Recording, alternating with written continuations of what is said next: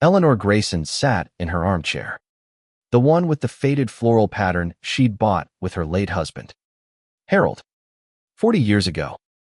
The room smelled of old wood and lavender, a scent that clung to the walls of the house they'd built together. At 78, her hands trembled slightly, not from age, but from the weight of the pills she'd been prescribed after her hip surgery. The pain meds dulled the ache in her bones, but clouded her mind, making the world feel like a dream she couldn't quite grasp. Outside, the autumn leaves fell in slow spirals, carpeting the lawn she hadn't tended in months. The house, her sanctuary, was all she had left of Harold, of their life, of the promises they'd made under the oak tree in the backyard. The doorbell rang, sharp and insistent, cutting through the fog of her thoughts. Eleanor's heart sank. She knew who it was before she even stood. Her daughter, Margaret, and her son, Thomas, had been coming by more often lately, their visits less about care and more about calculation. They'd always been distant, even as children, but after Harold's death 5 years ago, their calls and visits had dwindled to holidays and emergencies. Now, though, they were here almost weekly, their voices syrupy with concern, but their eyes sharp with something else, something Eleanor couldn't name until recently. "Mother, you look pale," Margaret said as she swept into the living room, her heels clicking on the hardwood. She was 52, her face tight from years of ambition and a marriage that had frayed but never broken. Thomas followed, 48, his suit slightly wrinkled, his smile too wide to be genuine. They sat across from Eleanor, their postures stiff, like salespeople about to pitch a deal. "We're worried about you," Thomas began, leaning forward, his hands clasped. "This house site's too much for you now. The upkeep, the stairs, the yard. You're not getting any younger. And after your surgery," he trailed off, letting the words hang like a guillotine. Eleanor's fingers tightened around the arms of her chair. She'd heard this script before. They'd been circling it for weeks, each visit nudging her closer to the edge of a decision she didn't want to make. "I'm fine here," she said, her voice steady despite the tremor in her hands. "This is my home." Margaret sighed, a practiced sound that carried both pity and impatience. "Mother, we just want what's best for you. A nice assisted living facility would be so much safer. You'd have help, activities, people your age. And the house, well, it's worth a lot. You could live comfortably." Eleanor's eyes narrowed. She wasn't a fool. She'd seen the papers they'd brought last week, tucked into Margaret's purse, the ones they'd urged her to sign while she was still groggy from her medication. A power of attorney, they'd said, to help manage things.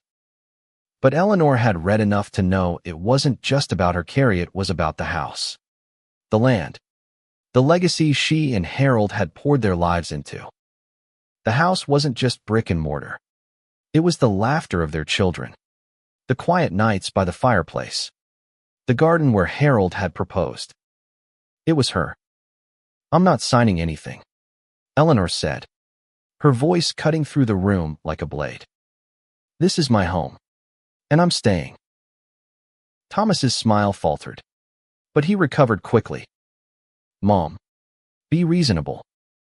You're on those pills. You're not thinking clearly. We're trying to protect you." "Protect me," Eleanor thought bitterly. Protect their inheritance. More like. She'd overheard them once, whispering in the kitchen about property values and developers circling the neighborhood. They didn't want her safe, they wanted her out. That night, after they left, Eleanor sat alone, the house creaking around her like an old friend. She pulled out a photo album, her fingers tracing the edges of a picture from 1975, her and Harold, young and sunburned, standing in front of the half-built house, grinning like they'd conquered the world. The memory stung, sharp and sweet. She wasn't ready to let go of the house. Not of him. But the visits didn't stop. Each time, Margaret and Thomas grew bolder. Their words sharper. Their patience thinner. They brought more papers. More promises of a better life. And once, when Eleanor was particularly foggy from the meds, Margaret had slid a pin into her hand, guiding it toward a signature line. Eleanor had yanked her hand back, her heart pounding, but the betrayal burned deep. Her own children, trying to trick her out of her home while her mind swam in a haze. She stopped taking the pills the next day. The pain was brutal, but her thoughts were clear again, and with clarity came a plan. Eleanor wasn't just going to fight, she was going to win. By the end of the month, she'd called her old friend, Arthur, a lawyer who'd known Harold since their army days. Arthur was 80, sharp as ever, and fiercely loyal. Over tea in her kitchen, Eleanor told him everything: the visits, the papers, the pressure. Arthur's face darkened, but his eyes gleamed with the kind of fire that comes from a lifetime of righting wrongs. "They're not getting this house, Ellie," he said, his voice gruff. "We'll make sure of it." Together, they began to craft a will. Not just any will, but one that would send a message. Eleanor wasn't going to let her children strip her of her dignity, her memories, or her home. She'd leave them something. All right, but it wouldn't be what they expected. As the weeks passed, Eleanor's resolve hardened. She spent her days sorting through old letters, photos, and keepsakes, each one a reminder of why she was fighting. The house wasn't just hers, it was Harold's, too, and the life they'd built together. She wouldn't let it be sold to the highest bidder, carved up for profit by the children who'd forgotten what family meant. One evening, as the sun dipped below the horizon, painting the sky in shades of orange and pink, Eleanor sat at her desk, a $1 bill in front of her. She smiled, a quiet, defiant smile. They wanted her house. Fine. She'd give them something else entirely. Eleanor's kitchen table was covered in papers, legal documents, old letters, and a notebook where she'd scribbled her thoughts in the early hours when sleep wouldn't come. The pain in her hip was a constant companion now, a dull throb that flared with every step. But she welcomed it. It kept her sharp, grounded, alive.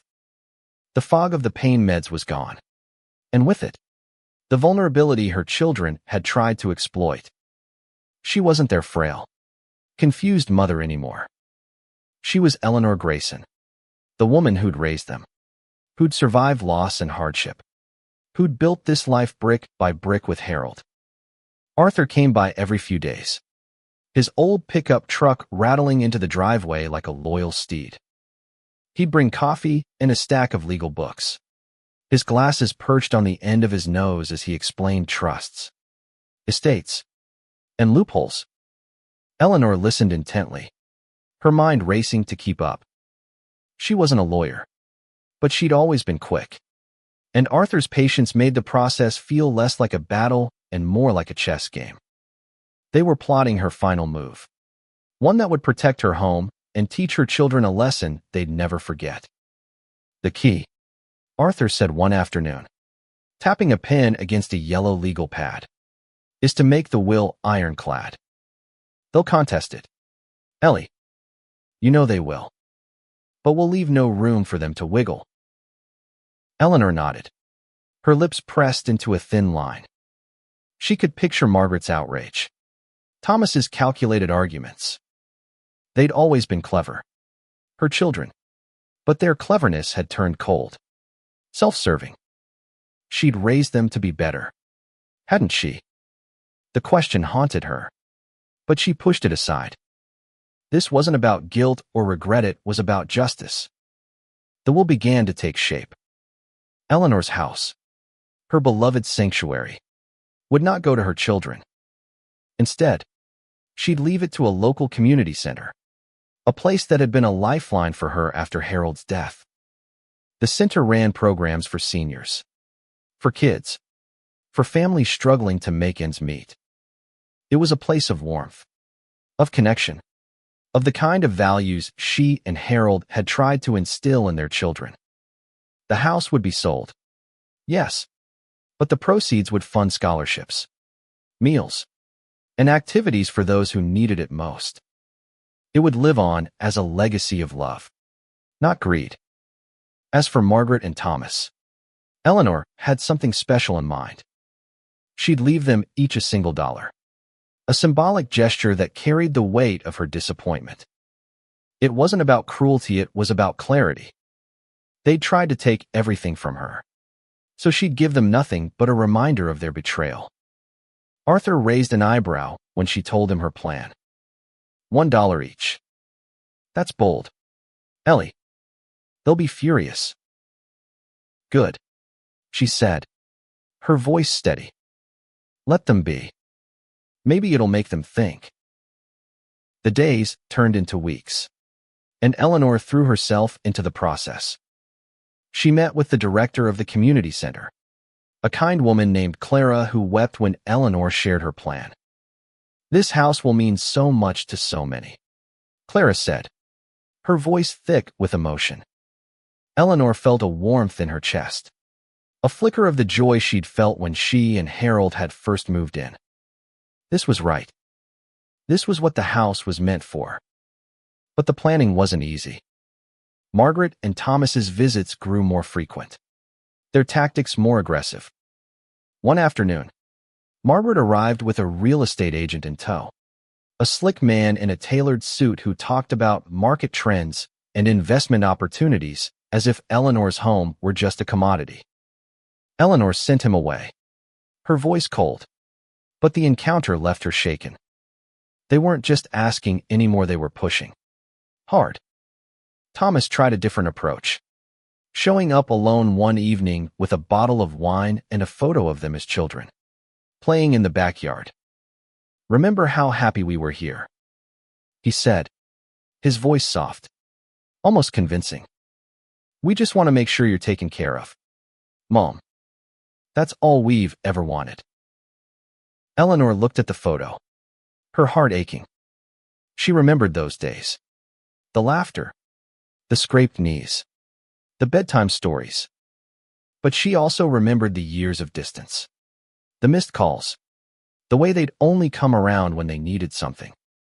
"You don't care about me," she said quietly. "You care about what you can get." Thomas's face hardened, and he left without another word. Eleanor sat in the silence, the photo still in her hands.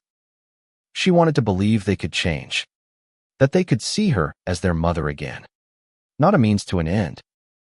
But hope was a fragile thing, and hers was wearing thin.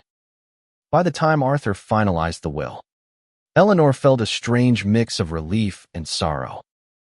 The document was a fortress, every clause carefully crafted to protect her wishes. She signed it with a steady hand, her signature a testament to her strength. Arthur notarized it, his own hand trembling slightly, not from age, but from pride. "You're a hell of a woman, Ellie," he said, his voice gruff. "Harold would be proud." Eleanor smiled, but her eyes were wet. She missed Harold more than ever, his steady presence, his quiet strength.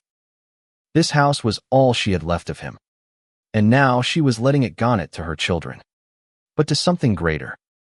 It was the hardest thing she'd ever done, but it felt right. As she walked through the house that night, her fingers brushing the walls, the memories came flooding back. The Christmas mornings, the summer barbecues, the nights she and Harold had danced in the kitchen to no music at all. She wasn't just protecting the house, she was protecting those moments, ensuring they'd live on in a way her children never would. The air in Eleanor's living room was thick with tension, the kind that settles before a storm. Margaret and Thomas sat across from her, their faces a mix of frustration and barely concealed greed. They'd come unannounced, as they often did now. Their visits less like family gatherings and more like interrogations. This time, they brought a new set of papers, thicker than before, and a lawyer, a young man with a nervous smile who kept glancing at his phone. "Mother, this is for your own good," Margaret said. Her voice clipped. She pushed the papers across the coffee table, her manicured nails tapping impatiently. "You're not well. You can't keep living here alone. This power of attorney will let us handle everything: your finances, your care, the house. You won't have to worry about a thing." Eleanor's eyes flicked to the papers, then back to her daughter. She'd stopped taking the pain meds weeks ago, and her mind was sharper than it had been in months. She saw through the facade, the false concern, the calculated kindness. "I'm not signing," she said, her voice calm but unyielding. "I've told you before. This is my home." Thomas leaned forward, his jaw tight. "Mom, you're being stubborn. You're not thinking clearly. What if you fall again? What if something happens and we're not here? We're trying to protect you." Eleanor almost laughed. Protect her? They'd been trying to coerce her into signing away her home while she was half conscious, her mind dulled by pills. She'd seen the appraisal they'd ordered, tucked into Margaret's bag, estimating the house's value at nearly $1 million. They weren't protecting her, they were protecting their future profits. The lawyer cleared his throat, shifting uncomfortably. "Mrs. Grayson, I assure you, this is standard procedure. Your children just want to ensure your safety and financial security."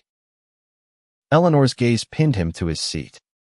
"Young man, I've been managing my own affairs since before you were born. I don't need your assurances, and I don't need my children's help." Margaret's face flushed, her patience snapping. "This is ridiculous. You're sitting on a fortune, Mother, and you're too stubborn to see it. Do you want to die alone in this crumbling house? Because that's where you're headed." The words hit like a slap, but Eleanor didn't flinch. She'd faced worse: Harold's illness, the long nights in the hospital, the grief that had nearly broken her. This was just betrayal, and she was done letting it hurt her. "Get out," she said, her voice low and steady. "Both of you. And take your lawyer with you." Thomas stood, his hands raised in a gesture of surrender, but his eyes were cold. "You're making a mistake, Mom. We'll be back." They left, the door slamming behind them, and Eleanor sat in the silence, her heart pounding. She'd known this moment was coming, but it still shook her. Her own children, treating her like an obstacle to their ambitions. She thought of Harold, of the life they'd built, and her resolve hardened. They wouldn't win. She called Arthur that evening, her voice trembling not with fear, but with anger. "They're not stopping," she said. "They brought a lawyer this time. They're going to keep pushing." Arthur's voice was calm, steadying. "Let them try. Ellie, the will is airtight, and I've got a few more tricks up my sleeve. They won't get the house." Over the next few days, Eleanor and Arthur worked to fortify her defenses. They set up a trust for the house, ensuring it would pass directly to the community center upon her death. They added clauses to the will, specifying that any attempt to contest it would result in the challengers receiving nothing, not even the single dollar she'd planned for Margaret and Thomas. Arthur even suggested installing a security camera at the front door, just in case her children tried anything more underhanded. Eleanor also began reaching out to old friends, neighbors, and members of the community center. She told them her story, not out of spite, but because she needed witnesses, people who could vouch for her mental clarity and her intentions. Clara, the center's director, organized a small gathering at the house, where Eleanor shared her plans. The room was filled with familiar faces, people who'd known her and Harold for decades, who understood what the house meant. They listened, some with tears in their eyes, and promised to stand by her. The support buoyed her, but it didn't erase the pain. Late at night, when the house was quiet, Eleanor would sit by the window, staring at the oak tree in the backyard. She remembered the day she and Harold had planted it, their hands covered in dirt, their laughter echoing in the warm summer air. She'd always thought her children would carry on that legacy, that they'd cherish the home as much as she did. But they'd chosen greed over love, and that wound cut deeper than any physical pain. Still, Eleanor wasn't defeated. She was fighting, not just for herself, but for the values she and Harold had lived by. The house would go to those who needed it, who'd honor its spirit. And her children, they'd get their dollar, a bitter reminder of what they'd thrown away. As she prepared for the next battle, Eleanor felt a spark of something she hadn't felt in years: purpose. She wasn't just an old woman in a big house. She was Eleanor Grayson, and she was taking back her life. Winter came early that year, blanketing Eleanor's town in a quiet frost that made the old house creak and groan. She spent her days organizing her affairs, her hands steady despite the cold that seeped into her bones. The will was finalized, the trust in place, and the community center was already making plans for the funds her house would provide. But the peace she'd hoped for didn't come. Margaret and Thomas were relentless, their visits now laced with a desperation that made Eleanor's stomach churn. One snowy afternoon, they arrived together, their faces grim. Margaret carried a thick envelope, and Thomas's usual charm was gone, replaced by a hard edge that made him look like a stranger. They didn't bother with pleasantries this time. They sat at the kitchen table, the same table where Eleanor had once helped them with homework, where she and Harold had shared countless meals. "We know what you're doing," Margaret said, her voice sharp. "You're trying to give the house away. To that community center. Of all places. Are you out of your mind?" Eleanor's heart raced, but she kept her expression neutral. Someone had talked, maybe a neighbor, maybe someone at the center. It didn't matter. The truth was out, and she wasn't going to back down. "It's my house," she said. "I can do what I want with it." Thomas slammed his hand on the table, making the teacups rattle. "This is our inheritance, Mom. You can't just give it away to strangers. We're your family." Family. Eleanor's voice was quiet, but it carried a weight that silenced the room. Family doesn't try to trick their mother into signing away her home. Family doesn't treat her like a burden.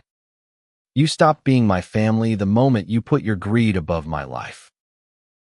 Margaret's eyes widened, but she recovered quickly, her voice dripping with condescension. "You're not well, Mother. You're making irrational decisions. We can fight this. You know. We'll contest the will. Prove you're not in your right mind." Eleanor smiled, a small, defiant curve of her lips. "Go ahead and try. My lawyer's better than yours." The argument escalated, voices rising until the kitchen felt too small to contain their anger. Thomas accused her of betrayal. Margaret called her selfish, and Eleanor stood her ground, her words sharp and unyielding.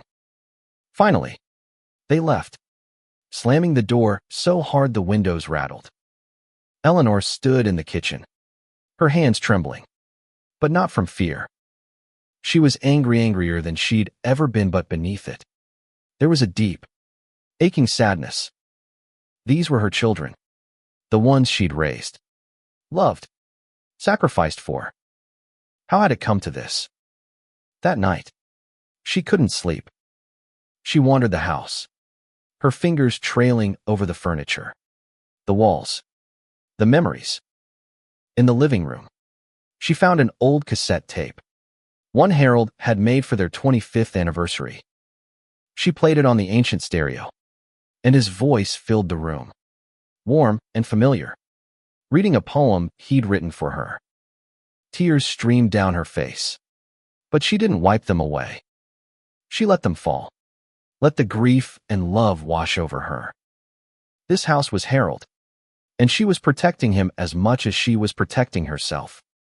The next morning, Arthur called with news. Margaret and Thomas had hired a lawyer and were already making noises about contesting her mental competency. They're moving fast, Arthur said, but we're ready for them. Eleanor spent the day preparing, gathering letters, medical records, and statements from friends who could attest to her clarity of mind. She met with Clara at the community center, who promised to rally support from the board and the community. The fight was coming, and Eleanor was ready. But the emotional toll was heavy. She found herself second-guessing, wondering if she was too harsh, if there was still a chance to mend things with her children. She wrote them each a letter, pouring out her heart not to change her will, but to explain why she'd made her choice. She told them about the house, about Harold, about the love that had built it. She told them she'd wanted to leave them something meaningful, but their actions had left her no choice. She mailed the letters, knowing they might never read them, but hoping, against all odds, that they might understand. As the days passed, Eleanor found strength in the community around her. Neighbors brought casseroles. Friends from the center stopped by with kind words. And Arthur was a constant presence, his gruff humor a lifeline. She wasn't alone. She realized. She'd built a family beyond her blood, one that valued her for who she was, not what she could give. The confrontation with her children had been a breaking point, but it had also set her free. She was no longer just fighting to keep her house, she was fighting for her dignity, her legacy, and the right to choose her own path. And she was going to win. The courtroom was colder than Eleanor expected, the air heavy with the scent of polished wood and old paper. She sat at the plaintiff's table, her hands folded in her lap, her back straight despite the pain in her hip. Arthur was beside her, his suit slightly rumpled but his eyes sharp, ready for the fight. Across the room, Margaret and Thomas sat with their lawyer, a sleek man with a predatory smile. They avoided Eleanor's gaze, their faces set in hard lines. The sight of them, so distant, so unlike the children she'd once known, twisted something deep in her chest. The hearing was to determine Eleanor's mental competency and the validity of her will. Margaret and Thomas had moved quickly, filing a claim that she was unfit to make decisions, that her choice to leave the house to the community center was the product of a confused mind. It was a low blow, but Eleanor had expected it. Arthur had prepared her for every angle, every accusation. She was ready. The judge, a stern woman with gray hair pulled into a tight bun, listened as Margaret's lawyer presented their case. He painted Eleanor as a frail, medicated widow, easily swayed, unable to manage her own affairs. He cited her recent surgery, her age, the pain meds she'd been prescribed.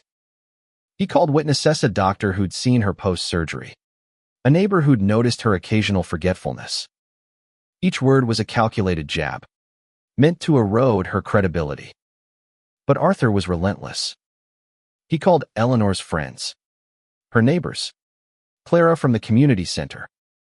They spoke of her strength, her clarity, her unwavering resolve.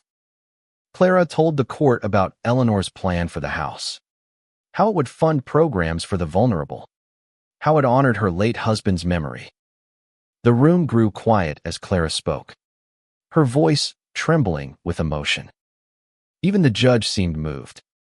When it was Eleanor's turn to speak, she stood, her cane steadying her, but her voice carrying the weight of her conviction. "This house isn't just a building," she said, her eyes sweeping the room. lingering on her children. It's my life, my love, my memories. I built it with my husband, and I won't let it be torn apart by greed. My children think they're entitled to it, but they forgot what it means to be family. I'm giving it to those who need it, who'll honor it. And I'm doing it with a clear mind and a full heart. The courtroom was silent, the weight of her words settling over everyone. Margaret's face was pale, Thomas's jaw tight. They hadn't expected her to fight like this, to stand so tall. For the first time, Eleanor saw a flicker of doubt in their eyes. Arthur presented the will, the trust, the medical records proving Eleanor had stopped taking the pain meds months ago. He called her primary care physician, who testified to her mental sharpness. He submitted the security footage from her front door, showing Margaret and Thomas's aggressive visits, their attempts to pressure her. The evidence piled up, a fortress of truth that their lawyer couldn't dismantle. The judge took a week to deliberate, and those days were agony for Eleanor. She stayed in her house, surrounded by the familiar creaks and shadows, trying to hold on to her resolve. Friends stopped by, bringing warmth and encouragement, but the nights were lonely. She missed Harold, missed the life they'd had before everything fractured. She wondered, again, if she'd been too harsh, if there was still a way to reach her children. But then she'd remember their voices, their cold calculations, and her resolve would harden again. When the verdict came, Arthur drove her to the courthouse, his hand steady on her arm as they walked inside. The judge's voice was measured but firm. Eleanor was of sound mind. Her will was valid, and the trust was unbreakable. Margaret and Thomas's claim was dismissed. They'd get their $1 each. Nothing more. Eleanor felt a rush of relief, but it was bittersweet. She'd won, but at what cost? Her children left the courtroom without a word, their faces masks of anger and defeat. She watched them go, her heart heavy. She'd wanted to teach them a lesson, but she'd also wanted them to understand, to come back to her. That hope, fragile as it was, seemed lost now. Back at home, Eleanor sat in her armchair, the weight of the victory settling over her. The house was still hers, for now, and when she was gone, it would live on in the community she'd chosen. She'd protected Harold's memory, her own dignity. But the silence was loud, and the emptiness of her children's absence was a wound that wouldn't heal. She pulled out the old photo album, her fingers lingering on a picture of Margaret and Thomas as children, laughing in the backyard. She'd fought for what was right, but she'd lost them in the process. Or maybe, she thought, they'd been lost to her long ago. Spring arrived, soft and tentative, the first buds appearing on the oak tree in Eleanor's backyard. The house felt different now, lighter, as if it knew its future was secure. Eleanor moved through her days with a quiet strength, her hip pain manageable, her mind clear. The community center had already begun planning how to use the funds from her estate, and Clara visited often, bringing updates and gratitude that warmed Eleanor's heart. But the victory in court hadn't erased the ache of her children's betrayal. Margaret and Thomas hadn't contacted her since the hearing, and their silence was a wound that festered. Eleanor had sent them the letters she'd written, hoping they'd read them, hoping they'd see the love behind her decision. But no response came, and she tried to make peace with it. She'd done what was right, what Harold would have wanted. That had to be enough. One afternoon, Clara invited Eleanor to the community center for a small event, a thank-you gathering for her donation. Eleanor hesitated, unsure if she could face a room full of people. But Clara's gentle insistence won her over. When she arrived, the room was filled with familiar faces, neighbors, friends, seniors she'd met at the center's programs. They greeted her with hugs, tears, and stories of how the center had changed their lives. A group of children, part of the after-school program, presented her with a handmade card, their small hands pressing it into hers with shy smiles. "This is because of you," Clara said, her voice thick with emotion. "Your house. You're lucky it's going to touch so many lives." Eleanor's eyes welled up, but she smiled, the warmth of the moment wrapping around her like a blanket. This was what she'd fought for, not just to keep her house from her children's greed, but to give it a purpose, a legacy that would outlive her. She thought of Harold, of the way he'd always believed in doing good, in building something that mattered. She'd honored him, and that filled her with a peace she hadn't felt in years. As the months passed, Eleanor grew more involved with the center. She volunteered when she could, sharing stories with the seniors, helping with small tasks. The house, once a quiet refuge, became a gathering place again, filled with laughter and voices as friends stopped by. It wasn't the family she'd imagined, but it was a family nonetheless, one built on kindness and shared purpose. One evening, as she sat by the oak tree, a letter arrived. It was from Margaret, the handwriting shaky, unfamiliar. Eleanor's heart thudded as she opened it. The words were brief, raw, an apology, not for everything, but for enough. Margaret wrote of regret, of realizing too late what she'd lost. She didn't ask for forgiveness, didn't mention the house, but the letter was a crack in the wall between them. Thomas's letter came a week later, less emotional but honest, admitting he'd been wrong, that he'd let greed cloud his judgment. Eleanor read the letters again and again, her emotions a tangle of hope and caution. She didn't know if she could trust them, if they could rebuild what had been broken. But she wrote back, short letters inviting them to visit, to talk, to try. She didn't expect miracles, but she'd learned that love, like her house, was worth fighting for, even when it hurt. As the years passed, Eleanor's health began to fade, but her spirit remained strong. She lived in her house until the end, surrounded by memories and the community she'd chosen. When she passed, the house was sold, just as she'd planned, and the funds transformed the community center. Scholarships were created, programs expanded, and a small plaque was placed in the garden, reading, "In memory of Eleanor and Harold Grayson, who built a home and a legacy of love." Margaret and Thomas came to the dedication ceremony, standing quietly at the back. They didn't speak to each other, but they stayed until the end, their faces unreadable.